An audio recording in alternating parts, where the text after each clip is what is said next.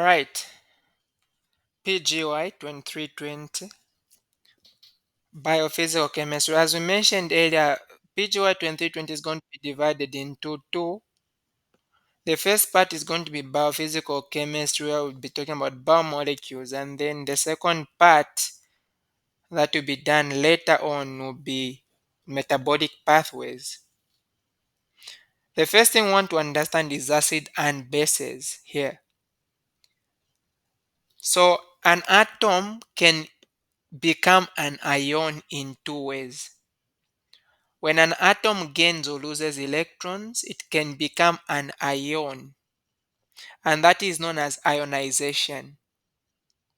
But at the same time, when an atom dissolves in water, it can disassociate into ions. That is known as dissociation. There's need that you understand these two. And the way biochemistry is that they can just remove any one word that you can see from these statements, and then you should be able to replace it. Okay. So sodium chloride is a salt. When you put it in water, it will form sodium ions and chloride ions, and that is known as dissociation. Now, if you get sodium metal, it loses electrons. It will become an ion also, sodium ion, but that will be ionization because there's a loss of electrons. That's a difference between these two. Okay. So look at this. Just like we have talked about the sodium being able to disassociate the sodium chloride, water, which can act both as an acid and as a base, can undergo what is known as autoionization. Now, when you're talking about autoionization, meaning it can ionize itself, it can make itself to become an ion. And how does that happen? Now, we know that water is H2O. So, what can happen? Look at this: one hydrogen from one water molecule can be lost, can be taken by the other hydrogen, by the other water molecule. Meaning that the other water molecule is now going to have three hydrogens. Look at down here, if you can see where my pointer is. The other water molecule has got three hydrogens, while the one which lost the hydrogen only has two. Now, every time something gains an extra hydrogen, its charge is going to increase by a positive one. If something loses an hydrogen, its charge drops by a 1. So water had a charge of 0. When it gained an hydrogen with 3 now, it has a charge of positive 1. The one which lost an hydrogen has now a charge of negative 1. When water has got 3 hydrogens, it's known as hydronium ion. The hydroxide is that water which lost the hydrogen. Please be free to ask at any point because you need to be understanding these things. So just like here we use two water molecules. One water molecule had to lose a hydrogen, all right? It gave the other one. The one which lost the hydrogen became an hydroxide. Now here we had two water molecules being involved, so we formed hydronium and hydroxide. At the same time, one water molecule can actually just itself break, losing one hydrogen. So when this hydrogen breaks, we are going to have hydroxide ion and a proton. A proton is just an hydrogen with a positive charge, okay, or a hydrogen ion.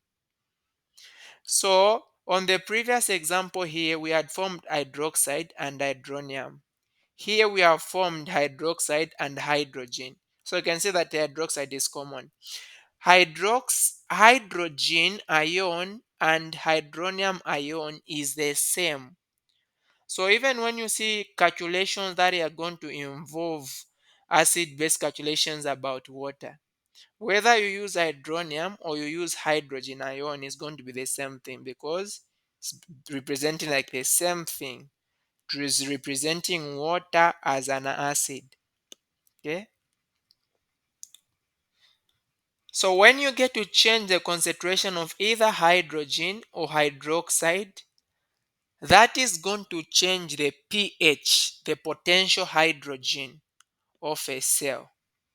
Now, because enzymes work within a given pH, it means that if I change the concentration of hydrogen or I change the concentration of the hydroxide, I would have affected the pH, and then that is going to affect the way a cell is going to be able to work, because some enzymes are going to be inactivated, others might be destroyed.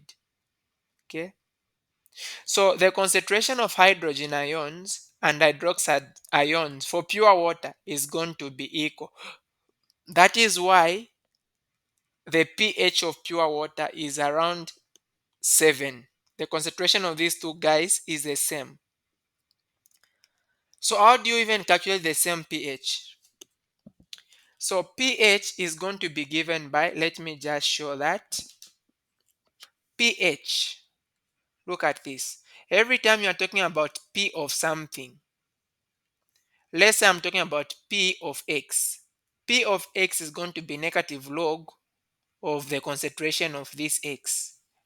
Now I'm talking about pH. pH is going to be negative log of the concentration of H. Other things you are going to see is pKa. Because I've got Ka, this will mean that you are going to have negative log the concentration of Ka. So P of anything is just negative log of that same thing. You also see things like pKw. This would be negative log of the concentration of Kw. Okay, so we are saying that pure water has got a concentration of hydrogen and hydroxide being equal. And the concentration for these two guys, the concentration of hydrogen and the concentration of hydroxide for pure water, is going to be about 1 times 10 to the power negative, that negative 7. Okay, such that when you want to calculate the pH, it's going to be negative log of 1 times 10 to the power negative 7.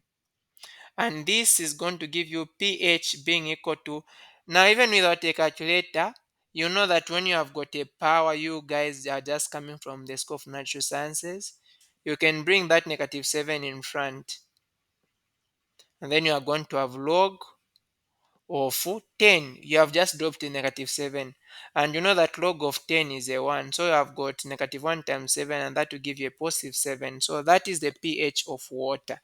Okay, so for you to be able to determine the pH to describe whether a solution is acidic or basic, you can use a pH scale. An acid is any substance that is going to have a lot of hydrogens concentrated in solution. A base is going to have less hydrogen, it is going to have more hydroxide. Okay, very important, take note of that. Another thing that you need to know about an acid is that anything that donates a proton is known as an acid. For example, water can lose one proton, it becomes hydroxide. It has given up this proton. So water is described as an acid. Hydrochloric acid can lose that proton, so it is also an acid. So anything that donates a proton is an acid, and anything that accepts a proton is going to be a base. Okay, so what is pH really? pH is just a measure of the acidity or alkalinity of a solution. And we have already talked about how you can calculate the pH. pH is negative log of the concentration of the hydrogen. Now, since we said hydrogen concentration is the same as hydroxide concentration, meaning that you can also say pH is the negative log, sorry, not hydroxide. pH is also the negative log of hydronium, all right? So that's the same thing, and this is the example that I gave. You can also find POH. Anyone who can tell me, since I've already described POH, what will be the formula? POH is going to be equal to what?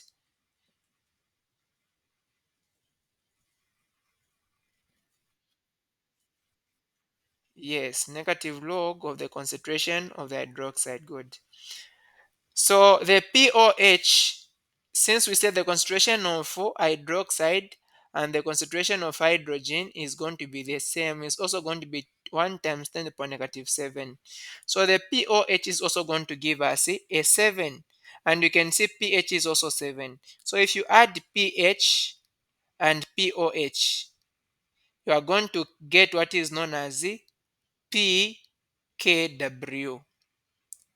pKw is negative log of Kw, and Kw itself for water. This is the acid, the this association constant for water, and that is 1 times 10 to the power negative 14.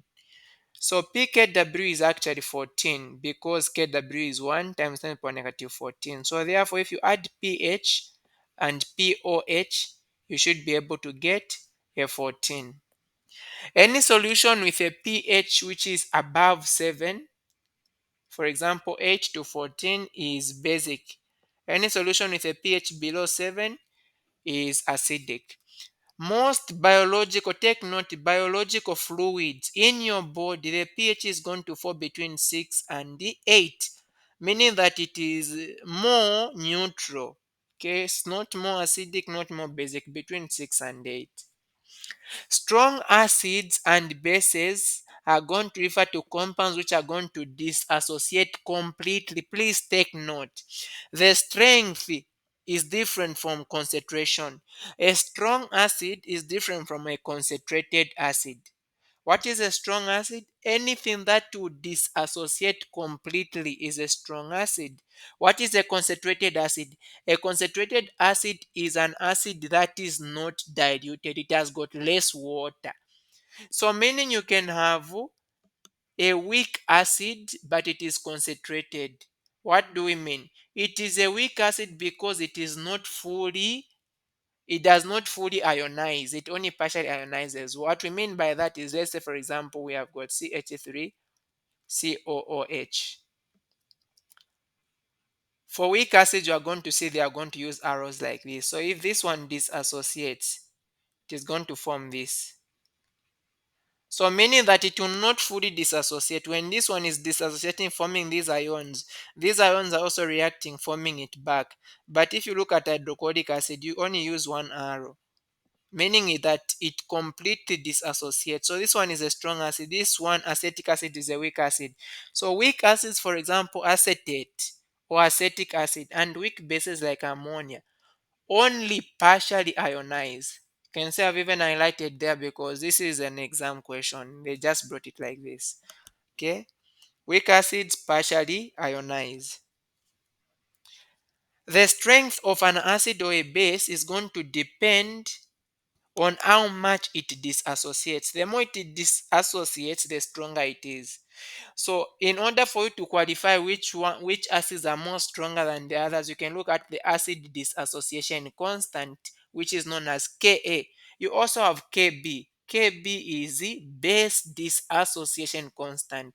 Kw is water dissociation constant. All right. So acid dissociation constant, which is Ka, is a quantitative measure of the strength of an acid. So if you have got a value of Ka which is very big, that would mean that you have got a stronger acid. Why a stronger acid? Because a high Ka means large dissociation. Please take note. If you have got a high Ka, it means something disassociates more. A small Ka, it means something disassociates less.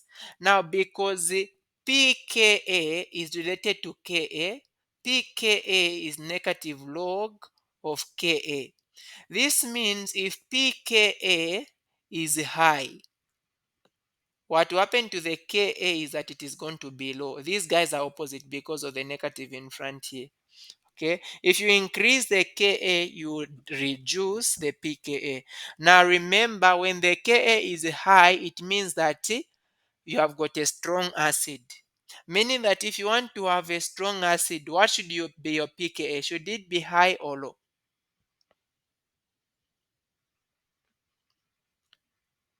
Anyone to answer?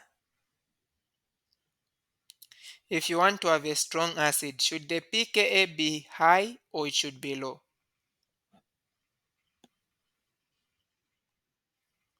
Okay, the pKa should be low, it's opposite.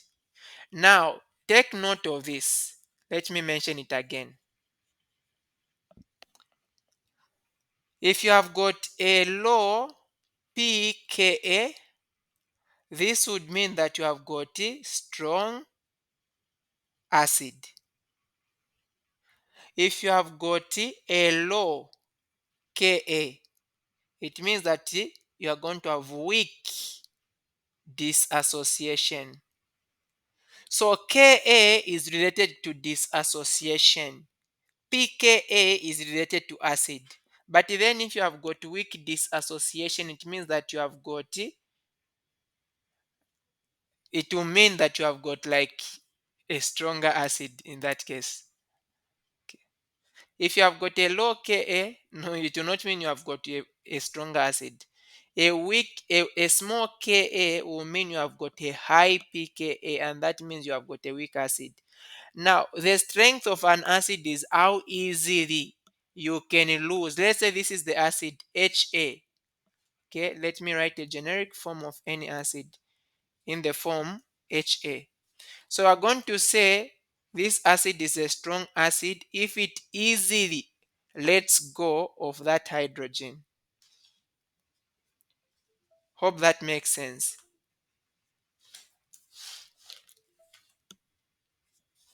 I want to write that down. Okay. So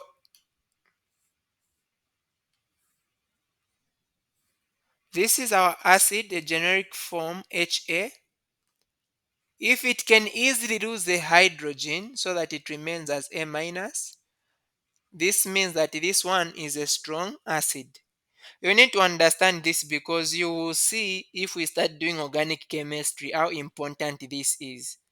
Okay, very, very important. So, because this one there is a weak dissociation, it means that you are not easily losing a hydrogen. It means that you are a weak acid. So, if you have got a high Ka, it will mean there is what? A strong disassociation or a large disassociation. If there is a large disassociation, it means that you have got a strong acid because you can easily lose this. And you know, strong disassociation means the pKa will end up being small. So take note, pKa is related to the strong acid, weak acid, while Ka is related to association. Okay.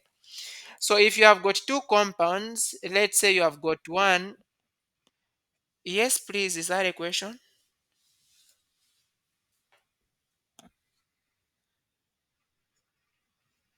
Lina, was that a question or it was just a mistake?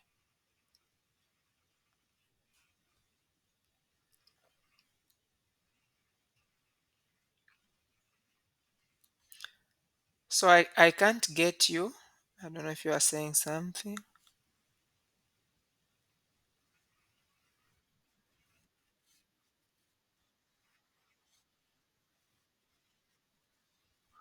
Okay. Ka deals with the disassociation. pKa with the strength. But then they all mean at the end strength. But for specific sake, Ka, if you have got a high Ka, it means more disassociation. Low Ka, weak dissociation. High pKa, weak acid. Low pKa, strong acid. Is that okay? Okay. Now, if you look at two acids, one has got a pKa of 4.7, another one has got a pKa of 3.8. The lower the pKa, the stronger the acid. It would mean that for this one, the acid that has got this pKa is a stronger acid, all right? So that would be the meaning. Just take note of that. Okay, look at this question. Acetic acid is a weak acid with an acid dissociation constant of 1.8 times 10 to the power negative 5. What is the pKa?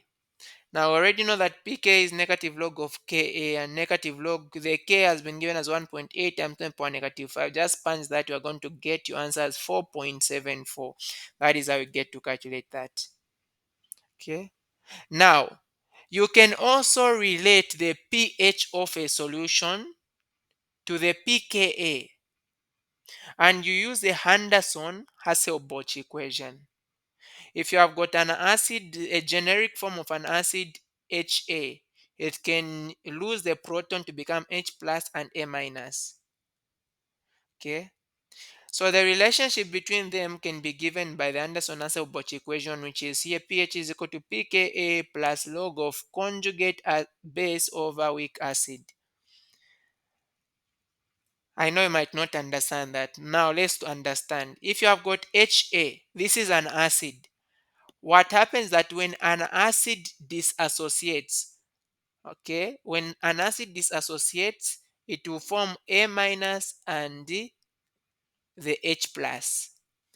These two guys are called conjugates of each other. The one which has got more protons or more hydrogens is the acid. The one with less hydrogen is the base. This is going to be the base. So always know conjugates, the one with more hydrogens is always the acid. Now, because this one is the one which we started with, this is going to be the acid. This one which you are forming is known as the conjugate base. So if this acid was a weak acid, it means that the conjugate base is going to be a strong base. If the acid was a strong acid, the conjugate base is going to be a weak base. They are opposites. So a conjugate base is a species formed by the removal of a proton from an acid. This is what we are saying. We have removed a proton. And then a conjugate acid is a species formed by the addition of a proton. Okay. So let's say I've got A minus and then I add a proton. I form Ha. This now will be a conjugate acid. Why? Because I added the proton to the A minus for me to be able to get that. Please ask if you've not gotten at any point. This is biochemistry. Okay. You need to take every statement understanding it. Now, how do you derive the Henderson-Hasselbalch equation? I saw one question in one exam which they just asked that in biochemistry. So remember the generic form. The general form is Ha.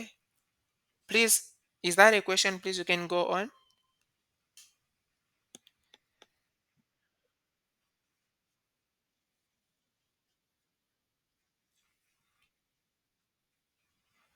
Okay. Okay, let's hope you'll be able to follow it here. Let me do it. Let's say you have been given the general form of an acid Ha. So Ha can disassociate and then it will give you hydrogen ion and A minus. Remember, this is the acid because it has got one more proton, and this is going to be the conjugate base. How do you derive the Anderson-Hasselbalch equation? Because this is an acid that is disassociating, you can find the Ka. And Ka is given by the concentration on the product divided by the concentration on the reactant. You guys are just from doing chemistry, so this you know better. So you are going to have A minus, the concentration of A minus, and multiplied by the concentration of hydrogen, and then you divide by the concentration of the acid on the reactant side. And then from here, what I'm going to do is I can also say Ka is equal to, what I'm going to do is I'm going to write the H alone like this, H plus, and then I'm going to have A minus, and then I'll write like this, over Ha, okay, like that. Now we know that if we introduce negative log on both sides, let's say we have negative log of Ka, and then I also introduce negative log on this other side, negative log of H plus A minus divided by Ha. I'll put these in brackets. Negative log of anything, remember we said is the p of that something. So negative log of Ka is going to be p Ka. All right, like that. And then we have got negative log.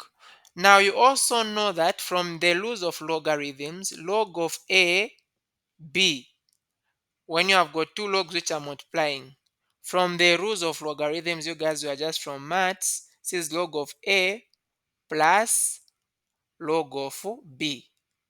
So if I've got a minus in front here, it means that I'm going to put a minus here and also a minus here.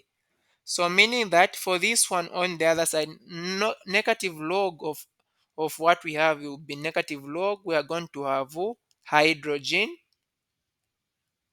and then minus log of A minus divided by HA. So this gives us pKa being equal to, we know that negative log of H is pH, and then minus log of A minus divided by HA. If I want to have pH as the subject of the formula, I'm going to say pH is equal to, I'll write the pK which is this side, and then I'll take this term the other side to become positive. Log of A minus divided by HA. So this is how we end up having the Henderson-Hasselbalch equation. And this is how it came. This last year's exam. Now last year seems to be very far. It was just written like last week. They just brought a question to say write the Henderson-Hasselbalch equation in the final exam. It wasn't deriving, just right. So this is how it is. Okay. This is the equation. If you want, you can say conjugate base on top divided by acid. Is this okay?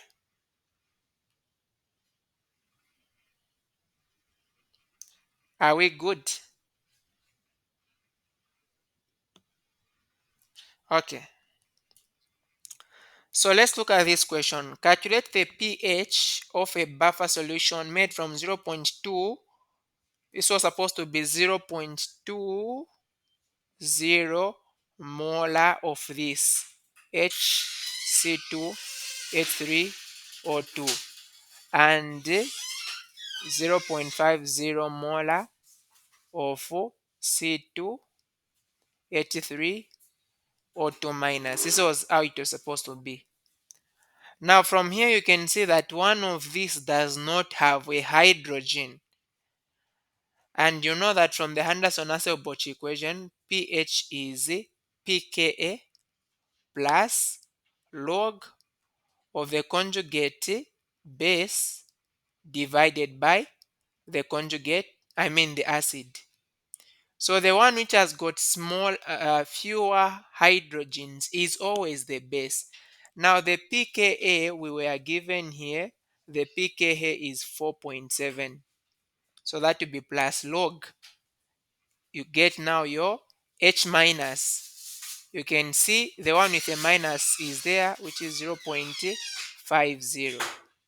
And then divide by the acid, which is 0.20.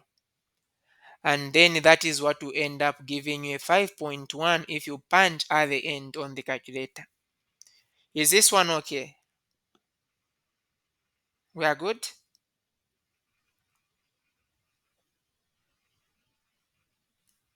Okay.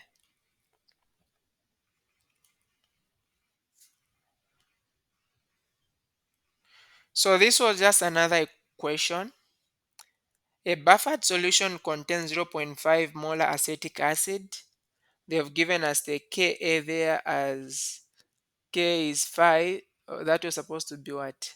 I don't know what I wrote there. And 0.5 molar sodium acetate. Calculate the pH of this solution. Okay, let's answer this one. From what have we been given? Buffer solution contains 0.5 molar acetic acid. So we've been given the concentration of the acid. Let me write it like this. If you want, you can write acetic acid, and that is 0.50 molar. And then they've given us a concentration of 0.5 molar sodium acetate. Now, sodium acetate. So when you have the acid, you lose that hydrogen. You are going to form A minus. Now, mostly you'll not be able to see the A minus. You want to neutralize this A minus. So what you do is you react it with sodium or potassium. These guys do not affect the solution. They don't affect reaction. So that is why you mostly react conjugate bases with sodium or potassium. So what you are going to see is A, sodium with A. This A is representing the acetate ion. This is the one here. Because the acetic acid itself had the hydrogen, but we lost the hydrogen, so we have replaced it with sodium.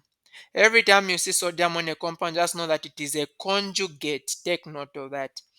So we've been given the concentration of the conjugate, and the concentration of the conjugate base is 0.50 molar. Want to find the pH, but we know that pH is given by pKa plus log the concentration of the conjugate base over the acid. Now we don't have the pKa in this one. They've given us the Ka. I just didn't write these values well. Should be 1.8 times 10 to the power something. I don't know if that's the 25. Let's say it's times 10 power 25. Well, I actually have acetic acid here, so I should be able to know the Ka. Okay, it's here 1.8 times 10 power negative 5. That's the Ka. So since we've been given the Ka, we know that pK is negative log of Ka. So that is 1.8 times 10 to the power negative 5. And then we say plus log concentration of the conjugate base is 0.50. Conjugate, I mean the acid itself is 0.50.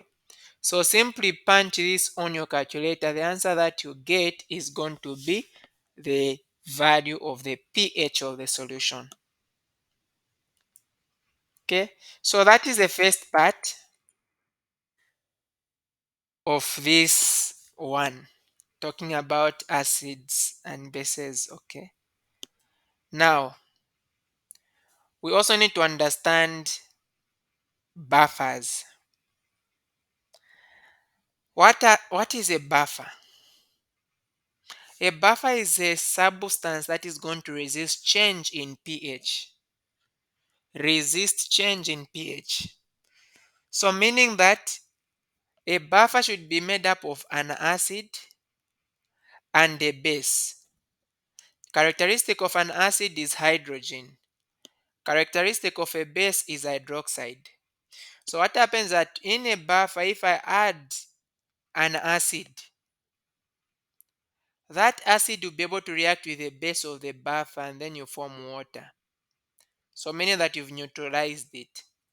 If I add the base, that base will react with the acid of the buffer to form water still, and then you'd have neutralized it. Okay. So buffers are very important in that they are going to be very sensitive to changes in pHs. But take notice, not any change, just small, okay, small changes in pH. So buffers will be able to neutralize when you add these small amounts of acids or bases.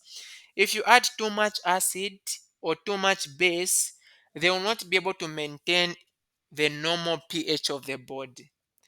For example, we say the normal pH should fall between 6 and 8. If I add, let's say, I start adding an acid, let's say a base, okay?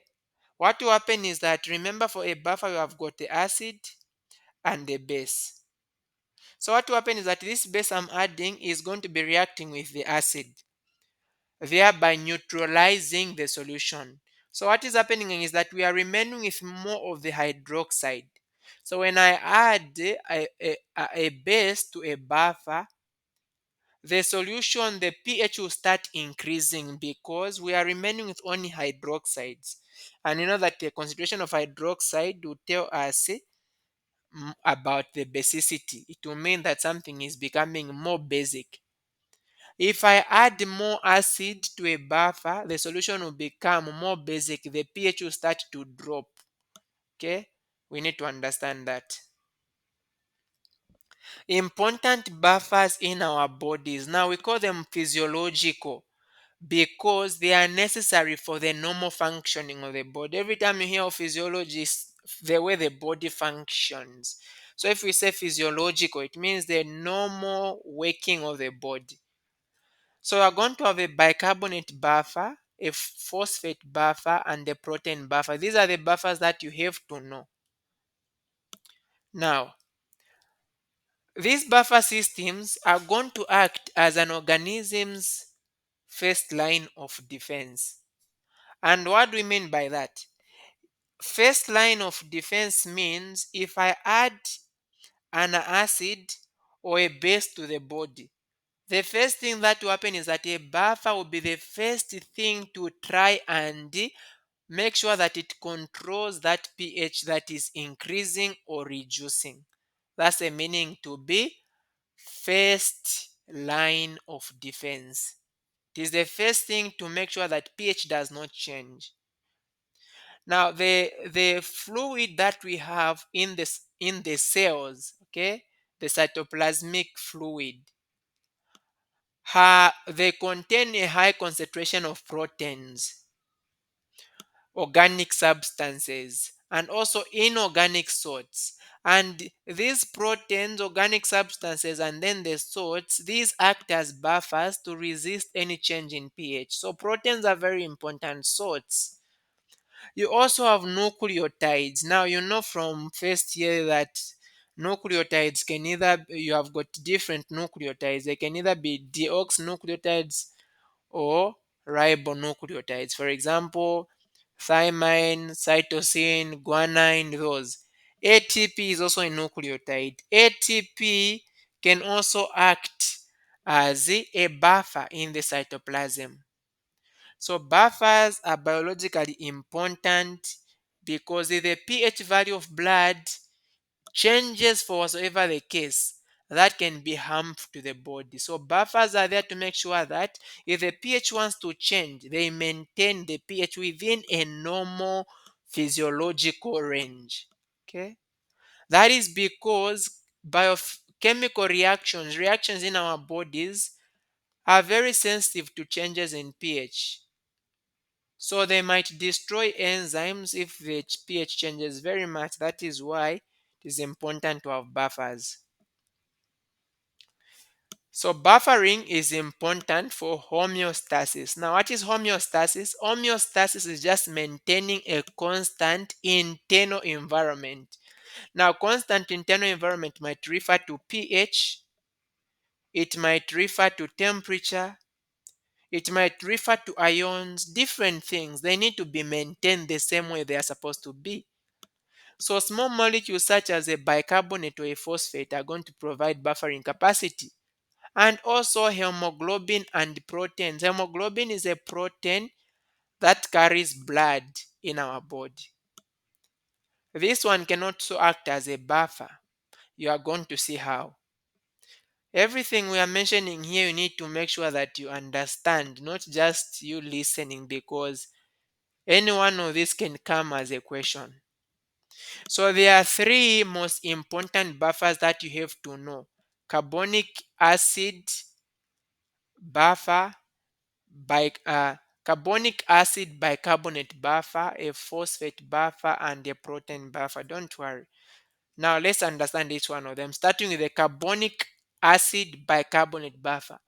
The first thing is you need to understand what carbonic acid is. Carbonic acid is this one. If you have got an acid like this one, this is what we call carbonic acid. Now, when this one loses an hydrogen, it will become a base. So it becomes H. It's now having only one H. And then CO3. So remember we said when something loses an hydrogen, it will have a negative charge. So it will remain with a negative charge. This one is known as a bicarbonate. Okay? Bicarbonate. This was carbonic acid. That is why we are saying this is a carbonic acid bicarbonate buffer. Now, a buffer should have an acid with a conjugate base. So this is the acid, this is the conjugate base. Now remember what we said, mostly for conjugate bases, you don't want them the way they are with their negative charge. So can you tell me, what are you going to react with so that that negative charge is no longer there? We already mentioned this. Anyone?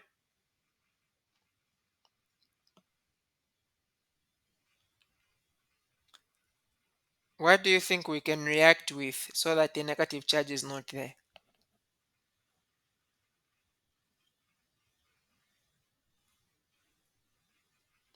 First, are we moving together or have left people behind?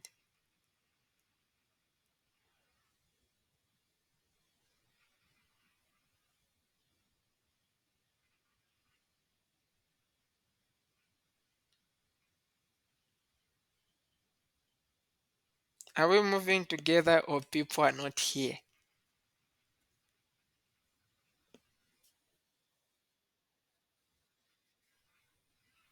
Okay.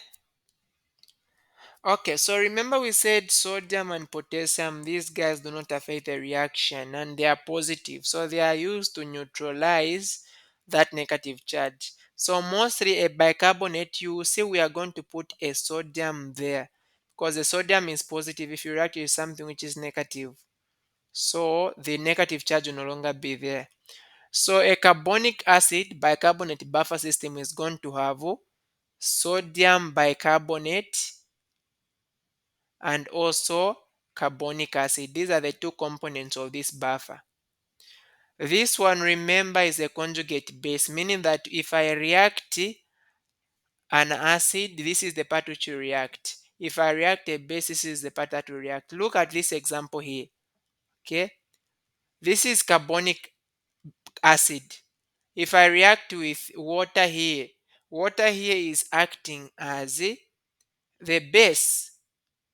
So remember what happens is that of this in this, please, you need to understand this. In this buffer, every time I'm using the bicarbonate, it means that what I'm reacting with is a base. Okay, because this is the acid, it can only react with the incoming base. So what will happen is that this acid, and remember we said an acid is a proton donor. So this acid bicarbonate will remove one hydrogen and give to water. So it becomes H3O plus or hydronium. And then the bicarbonate has lost an hydrogen, so it will have a negative charge. Okay, very important to understand.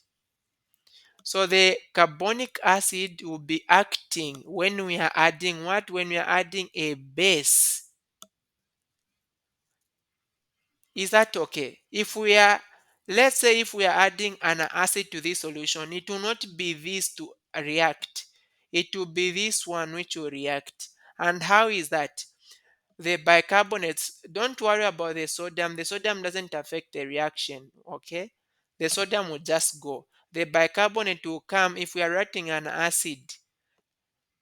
This hydrogen coming from the acid is going to be grabbed by the bicarbonate and then we end up forming carbonic acid like that. So you see, we have formed carbonic acid from the addition of an acid to the buffer solution. So this is what happens. Is this okay?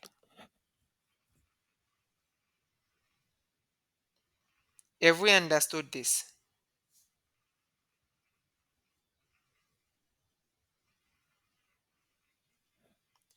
All right, since we don't want to speak.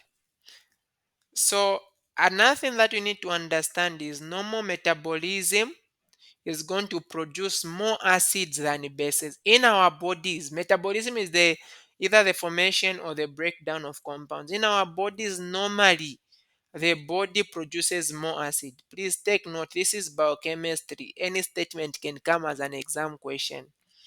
The body will produce more acid than base. Okay, take note of that. So because of that, it means that we need to have more of the base coming in as a part of the buffer. Remember, the body is producing more acid. So that acid that is being produced by the body has to be neutralized. So what does that mean? It means that we need to have more bicarbonate in our bodies. Why? So that it can be neutralizing that acid which is coming from metabolism in the body. So the bicarbonate we already said is regulated by sodium. And we've already said when you react an acid, or if you introduce an acid in the body, it is the basic part of the buffer which is going to react. And we already saw the sodium here really does not affect anything. So what will happen is that this hydrogen is going to be grabbed by the bicarbonate. You form your carbonic acid, and we already saw it was formed. Then this chlorine which remains here can react with this sodium to form the sodium chloride. Sodium chloride is salt, and it doesn't affect the reaction in any way. Is that okay?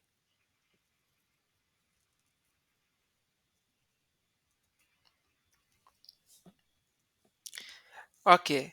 And then we already talked about this one. When you have got the acid only react when you're adding a base.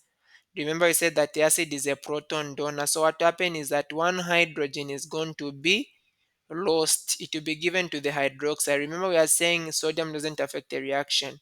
One hydrogen goes to the hydroxide, you form water. And then it means that this one will remain without an hydrogen. What will happen is that this sodium here will go and attach to that thing which remains to form sodium bicarbonate. Now, mostly, what happens is this in our body, when you have got bicarbonate, okay, bicarbonate which is like this, bicarbonate can react with hydrogen ions, and that will form carbonic acid. Now, carbonic acid can break down. There's an enzyme which is known as carbonic anhydrase. Carbonic anhydrase can break down carbonic acid, and then you are going to form water and carbon dioxide. What will happen is that this carbon dioxide should be released out of the body. But then, how is it released from the body? It is released from the body via breathing. So, This this buffer, the carbonic acid bicarbonate buffer, is related to the respiratory system. Why? Because of the carbon dioxide which is produced, it has to be exhaled. That is why the carbonic acid bicarbonate buffer is related to the respiratory system. Hope that is clear. So the second buffer is known as the phosphate buffer. Now for the phosphate buffer, this one is going to be specifically for internal fluids, meaning that this buffer works within the cells, not necessarily in the blood or something like that, but it can work, of course, in other regions. But internal fluids, meaning fluids which are present inside the cell. If I've got a cell here and then I've got a cell here, we are going to have this space between them. It is going to have fluid, but the fluid we are talking about is the fluid inside the cells, these cells, this fluid inside here. So that is where this phosphate buffer system works. Now this buffer system consists of dihydrogen phosphate ion, and this one came as an exam question. That's so everything is very important for you to understand. So this one consists of dihydrogen phosphate. What we are saying is this one. Look at this. This guy is an acid, phosphoric acid. Now what happens is this phosphoric acid is actually supposed to have a valence of, okay, the one we are using has got a 4 here. So it's supposed to have a 4 here, a 3 here. This phosphoric acid, look at it, it has got 3 protons. What can happen is this. It can lose the first proton, it becomes H with a 2, and then it's going to have P or 4. Remember we said if something loses a proton, it will have a negative charge. So one proton has been lost. This one which has been formed can also lose another proton. And what happens is that it will now have HPO4. When something again loses a proton, the charge drops again. So it will have now a charge of negative 2. So in this buffer system, in the phosphate buffer system, what works are these two guys. Now remember we said the one with more hydrogens is always the acid. Okay, the one with more hydrogen is always the acid. Take note of that. So who can tell me which one is going to be the acid between A and B?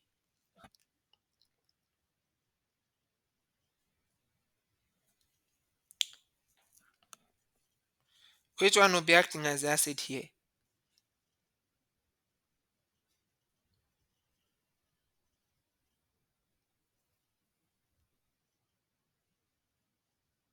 Should I cancel the class?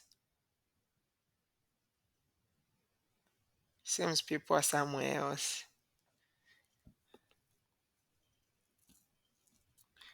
Okay, so since people don't want to be speaking, I'll do you a favor. This will be the last class we'll have. Okay. Okay, A is the acid because it has got more protons. So what will happen is this. We don't want to have that negative charge. We are going to react it with sodium because it has only one negative charge. We only react with one sodium. So it will be sodium with 2 hydrogens and then a phosphate. The charge is no longer there. But this one which will be acting as a base, because it has got 2 charges, we are going to react with 2 sodiums, and then it only has 1 hydrogen, and then a phosphate. So what acts as an acid in this buffer is sodium dihydrogen phosphate. It's dihydrogen because there are 2. Okay. And then what will be acting as a base is going to be disodium hydrogen phosphate. This is important to understand. This is how exam questions just come here. If you miss them, then you've gotten it wrong. Okay. So this one, sodium dihydrogen phosphate, is acting as the acid. Meaning if you add any base, it is this part which will react. This one is acting as a base, disodium hydrogen phosphate. So if you add any acid, it's the one which will act, it's the one which is going to react. Okay. So let's see here. What of if we add an acid in solution? What really happens if we add an acid, for example, hydrochloric acid? So we need to know which part is going to react. Because this is an acid that is there, the part that will react is the sodium, disodium hydrogen phosphate, because this is the basic part with 2 sodiums. So what will happen, forget about the sodium for now. Okay, forget about the sodium for now. There is a negative 2 on top there. Because I'm reacting with an acid, remember this is the acid. And we said an acid is a proton donor. So the acid will donate its proton to this base. So what will happen is that the base will have now 2 hydrogens. The charge will reduce by 1. So from negative 2 to go to negative 1. But remember there were 2 sodiums here. Okay, there are 2 sodiums. One sodium will still be here. The other sodium will react with this chlorine which remains here to form sodium chloride. This is a product that you are going to have, which is this one here. after you add an acid. The opposite is going to be true when you add a base. When you add a base like sodium hydroxide, it is the acidic component which is going to react, and the acidic component only has got one sodium, that is sodium dihydrogen phosphate. Forget a bit about the hydrogen, I mean the sodium here. So what happens that, remember, this is going to be the acid, and acid is a proton donor, so it will remove one hydrogen and give to the hydroxide.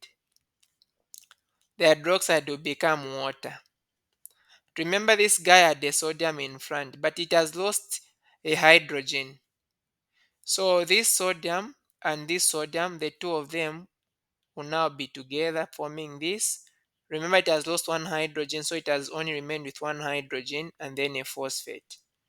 So this will be your product, so disodium hydrogen phosphate in the presence of a base.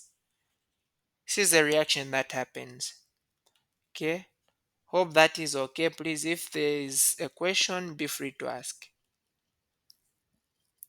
Okay, let's look at this. What is the pH of a mixture of 0.042 molar sodium dihydrogen phosphate and 0.58 molar sodium hydrogen phosphate? I should have said, given that the pKa is equal to 6.86. So how do you find this one? We already know the Anderson-Hasselbalch equation. The only thing that you need to do is determine which one is the acid, which one is the base. This one has got more hydrogens, it's the acid. This one has got fewer hydrogens, it's the base. So conjugate base, you get this concentration 0.058, you put it on top. The acid, this concentration is 0.042, you put it down. You've already been given the pKa, which is here. So if you punch, you are going to get your answer to be 7.0. The other types of buffers, only one remaining. Remember, we said there are three important ones: the carbonic acid buffer, phosphate buffer, and the protein buffer. Amino acids, an amino acid is in this form. It has got a carbon bonded to an hydrogen, bonded to an R group, and then it is bonded to COO minus, then it's bonded to NH3 plus. This is an amino acid. This is known as the deuterium nature of an amino acid, having a positive and a negative charge. So amino acids which make up proteins can either be positively charged or negatively charged. The negative charge will be on the carboxyl end, the positive on the amine end. Okay. So these two ends can actually act as buffers. What happens is that if I add an acid, for example, an hydrogen, this hydrogen will react on this end of the acid. And what you end up forming is NH3 plus. You are going to have C with R on top, H down, and then you are going to have COO with H. So you see, the amino acid will become positively charged in the presence of an acid. Had I added a base like an hydroxide, what would have happened is that one of these hydrogens here would have been donated to the hydroxide. Let's see what would have happened. So in other words, this part is the one which is acting as the acid because it has got protons. The other part with COO minus is acting as a base. So if I added a base, what would have happened is that the amine group would have removed one hydrogen and given to the hydroxide, and then would have had NH2. NH2 does not have any charge, and then would have COO minus. So you see, in the presence of a base, the amino acid is negatively charged. Okay, so that is what happens. Another important thing that is to be taken note is that most buffers in blood come from proteins. Very important, from proteins. It's the biggest component. Now, red blood cells In our body, we know red blood cells are responsible for carrying oxygen in our body. But then oxygen is not just carried by red blood cells. The red blood cells have got something in them which makes them to be able to carry that oxygen that we are talking about. Say this is a red blood cell like this. A red blood cell inside has got hemoglobin. This hemoglobin is the one which attaches to oxygen. Okay? The same hemoglobin can actually attach to hydrogen ions. The same hemoglobin can also attach to carbon dioxide. There will come a time when you just learn hemoglobin itself and how it carries all these guys. So because you can see that hemoglobin is carrying hydrogens, and we said hydrogens are acidic, right? Meaning that hemoglobin can act as a buffer by taking some of those acids. Okay, so red blood cells contain hemoglobin that acts as a carrier for oxygen to the tissues. Now, what happens is that when you have carbon dioxide in the body, carbon dioxide can actually react with water in the body. We talked about this already to form a bicarbonate. We talked about this. Bicarbonate can also break into hydrogen ions, and not this is not bicarbonate, this is carbonic acid. Carbonic acid can break into hydrogen ions and bicarbonate. These hydrogen ions that you can see can be transported by hemoglobin. All right, they can be transported by hemoglobin, and when need arises, they can again react with bicarbonate to form carbonic acid and then carbon dioxide, which can be breathed out. So what will happen is that a hydrogen which has been formed is carried by hemoglobin. This bicarbonate, remember we said that normally the body produces more acid. So this bicarbonate which has been formed can react with the acid which the body produces. That is as a buffer. But the hydrogen is carried by hemoglobin. Okay? And that is going to reduce. Immediately, you need to take note of this. Immediately, ions, carbon dioxide or hydrogen attaches to hemoglobin. It means that hemoglobin can no longer be able to carry oxygen, because when hemoglobin is attached to either carbon dioxide or to hydrogen, its attraction to oxygen reduces. Okay, so that is what happens. So this is a summary of the buffers we've talked about. We have got buffers which work outside the cells. We call that as extracellular fluid outside the cell. Extracellular, outside the cell. The major one is a bicarbonate buffer system. This one works outside the cell. Buffers that work in blood, the major one is hemoglobin and the same bicarbonate. That is because blood is actually outside the cell, that it is also part of extracellular fluid. You understand this when we do the first topic in anatomy very well. And then the buffers which work inside the cell is a phosphate and proteins. In urine, you have ammonia and phosphate. Okay, so that is that. Now, it will not be an interesting class if we don't do questions. Let's now conclude with questions and then we are done. Please, you should be telling me the answers. Which of the following statements are true?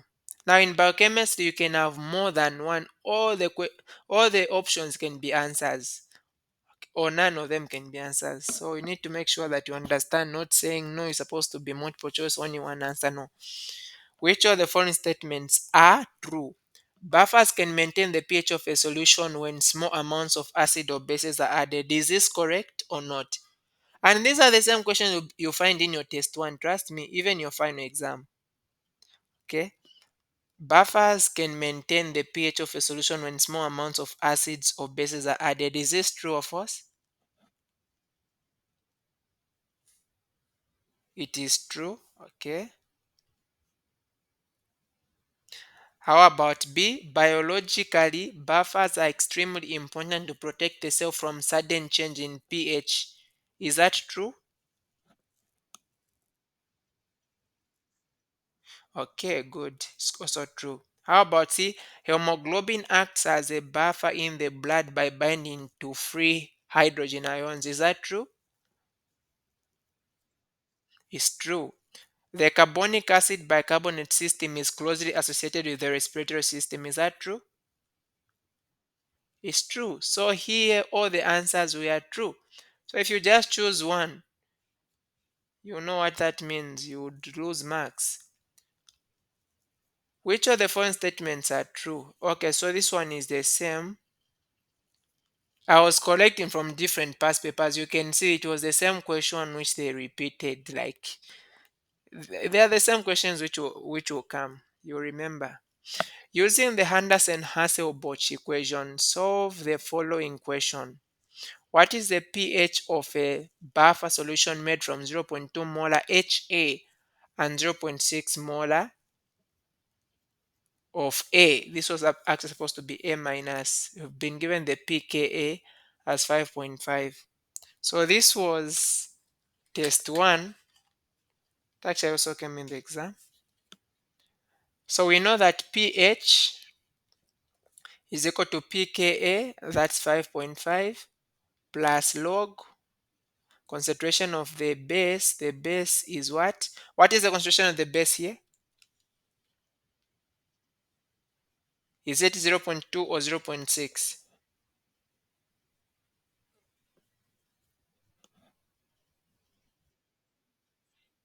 Okay, good. 0.6 over 0.2. So that's what we'll punch. zero point 0.6 divided by zero point 0.2. So log of that answer. So if you punch your answer, it should give you like a 6. So the answer is going to be this one. With regard to hydrogen bond formation, which of the following statements are true? Now, I didn't mention this one.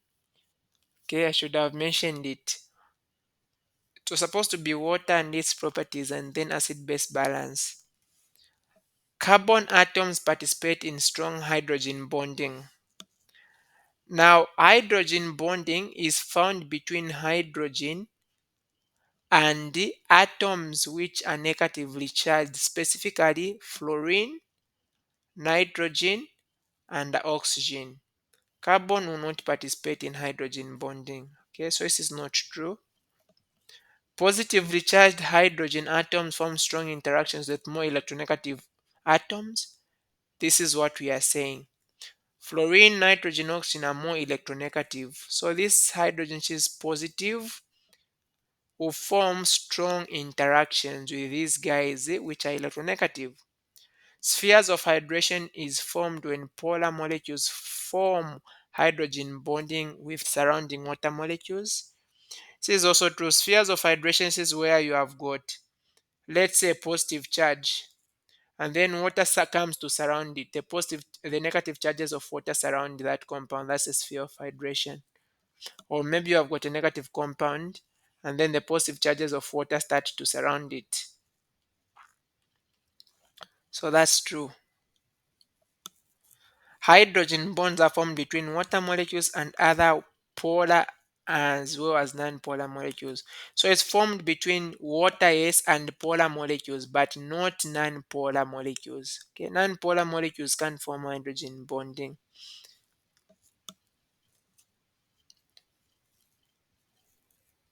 So this was okay. There's this one also.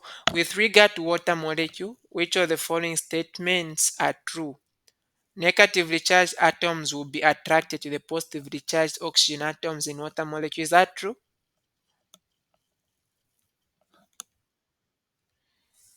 Okay, so this is where I saw people were getting this wrong.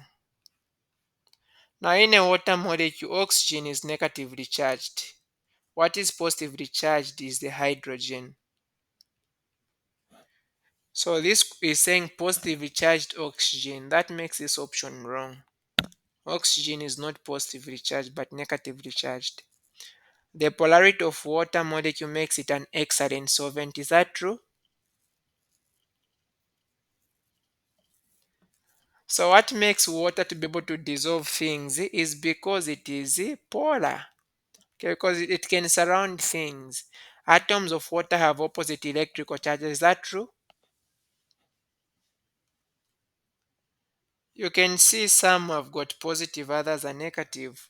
In water molecule, hydrogen and oxygen atoms create symmetrical molecule. Since to look at this molecule, you can cut it on the middle. It's symmetrical. Okay. Which of the following statements are true?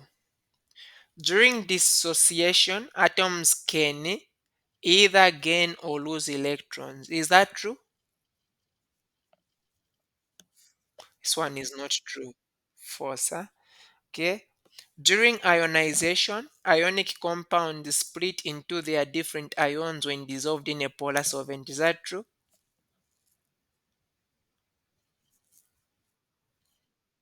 It's also false. So this one is actually the opposite of these guys. They've swapped A and B. So it is dissociation that splits an ionic compound. Water molecules can be dissociated into hydronium ions and hydroxide ions. Is that true?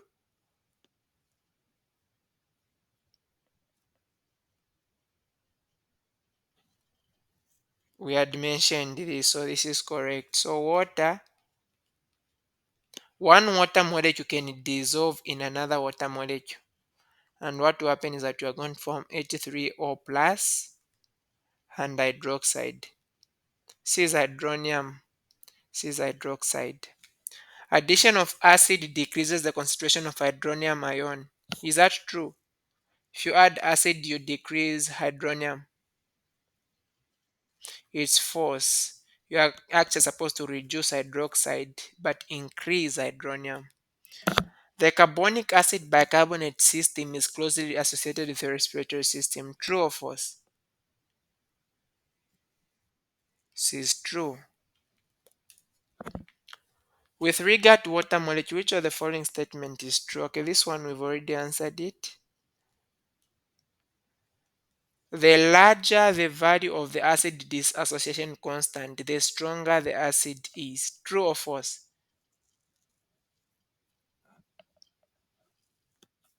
Okay, this one is true. Acid dissociation constant is Ka. So if Ka is high, it means it's stronger acid. Acetic acid is a weak acid because its aqueous solution is acidic, it is weakly ionized, it is highly ionized, it contains carboxylic group. Which one is true? K. B.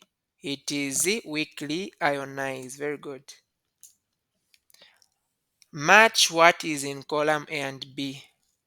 The larger the Ka value. Larger Ka, which statement is it going to correlate with? Weaker, which one?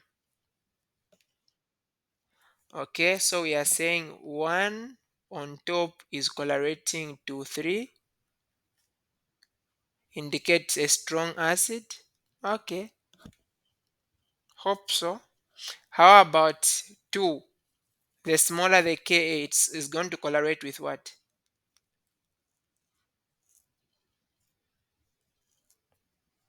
The smaller the Ka?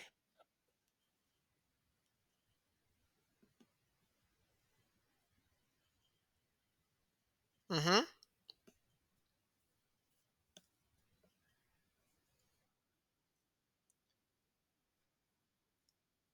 Uh-huh.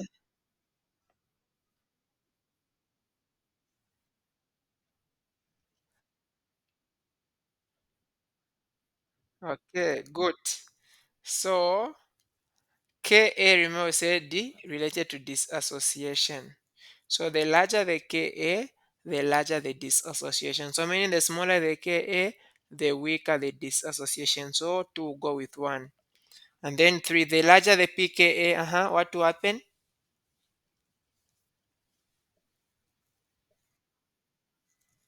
You are going to have a weak acid. So 3 and 2. And then 4 will go with 3. The smaller the pKa, the stronger the acid. Answer the following question. This was 2022's final exam. Answer the following questions in one word or one sentence. The polarity of water molecule is due to the dash. What is responsible for the polarity of water molecule? Okay. So what is responsible for the polarity of water molecule?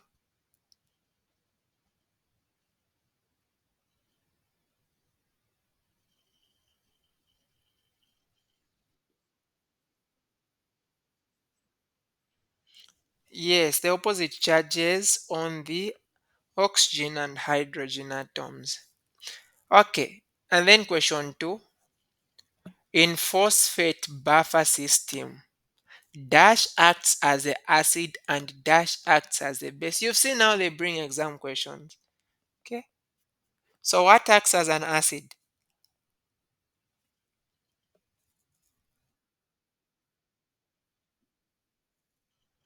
Okay, actually the supposed to be sodium dihydrogen phosphate. Okay, good. And then dash acts as what acts as a base? Hydrogen phosphate. Okay, disodium hydrogen phosphate. And that is it for this one.